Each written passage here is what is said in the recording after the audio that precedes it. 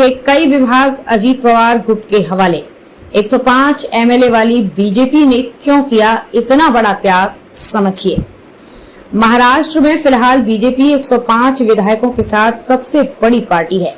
बावजूद इसके शुक्रवार को हुए विभागों के बंटवारे में कई अहम मंत्रालय जो अब तक बीजेपी और एकनाथ शिंदे गुट के पास थे, उन्हें सरकार में शामिल हुए उप मुख्यमंत्री अजीत पवार के खेमे को दे दिए गए, जिसमें सबसे अहम मंत्रालय वित्त विभाग रहा। अजीत पवार और उनके समर्थक विधायकों के मंत्री पद की शपथ लेने के बाद से वित्त विभाग को लेकर खींचतान थी। राज्य की सियासत में इस बात की चर्चा थी कि एकनाथ शिंदे गुट ये नहीं चाहता था कि वित्त विभाग अजीत पवार को मिले।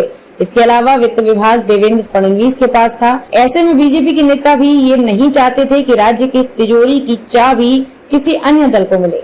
एकनाथ शिंदे गुट उद्धव ठाकरे से जिन गुटों को लेकर अलग हुआ था, उसमें एक ये भी था कि पिछली सरकार में भी अजीत पवार के पास वित्त मंत्रालय था, लेकिन उन पर तब शिवसेना के विधायक ये आरोप लगाते थे कि उन्हें इलाके में विकास के लिए फंड नहीं दिया जा रहा है, जबकि एनसीपी के विधायकों को आसानी से फंड दिया जा रहा था। ऐसे में कई सारे सवाल हैं जो फिलहाल लोगों के मन में हैं।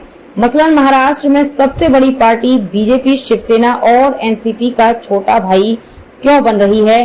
इसके अलावा महाराष्ट्र में इतना उदार बनकर कौन सा खेल खेल रही है बीजेपी, जो वित्त, स्वास्थ्य, शिक्षा और खेल मंत्रालय एनसीपी को सौंप दिया?